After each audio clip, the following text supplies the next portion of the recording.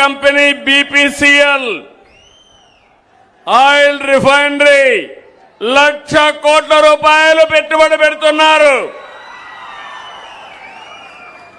ఇది దేశంలోనే అతిపెద్ద చమురు శుద్ధి కర్మాగారం. క్రిస్ ఇండస్ట్రియల్ నోడ్లో 10,000 కోట్ల రూపాయలు పెట్టుబడులు పెడుతున్నారు. కడాన వెనుకబడినటువంటి ఉదయగిరిలో డిఫెన్స్ ఎమ్యునేషన్ క్లస్టర్ వస్తా ఉంది. ఎప్పుడో పెండింగ్ ఉన్న ఇఫ్కో కిసాన్ సెజ్ వంటి పరిశ్రమలు కూడా వస్తున్నాయి. ఇక్కడ మీరు చూస్తే నాకు చాలా ఆనందం. గూడూరు, చిల్లకూరు, కోట, ముత్తుకూరులో 27 భారీ పరిశ్రమలు వచ్చాయి. ఇప్పుడే కలెక్టర్ గారు చెప్పారు, దేశంలోనే మెగా ఫర్నిచర్ పార్కు మీ గూడూరులో వస్తా ఉంది. 1000 ఎకరాలు పక్కనే, దీని పక్కనే వస్తా ఉంది.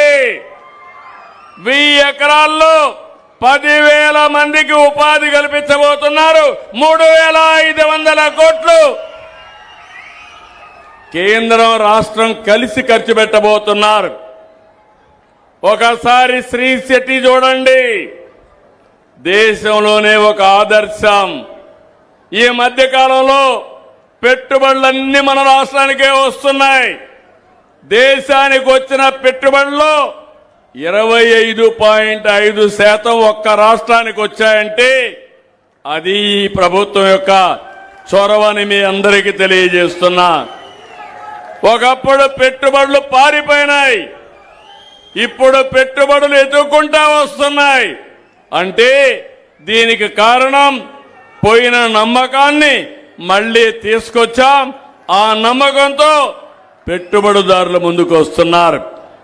ఇంకో పక్క national highways, state highways, railway corridor, రేపు రాబోయే రోజుల్లో నెల్లూరు మొత్తం చెన్నై నుంచి ఇచ్చాపురం వరకు 4 లేన్ రైల్వే ట్రాక్ వస్తుంది. ఒక ట్రాక్ లో ఫాస్ట్ ట్రైన్ పోతా ఉంటుంది, ఒక ట్రాక్ లో రైల్వే క్యారియర్ అంటే రైల్ కార్గో వెళ్తుంది. లోకల్ ట్రైన్ కావాలంటే ఇంకొక లైన్లో వెళ్తుంది. గుంటూరు ఎప్పుడు కూడా ఫేమస్. దానికి కారణం ఇక్కడ రైల్వే కేంద్రం ఉండడం. భవిష్యత్తులో మీరు రాబోయే రోజుల్లో అన్ని పోర్టులకు అనుసంధానం చేస్తాం. దుగ్గిరాజపట్నం ఎయిర్పోర్ట్ వస్తుంది, ఇంకో పక్క పోర్టులు వచ్చాయి.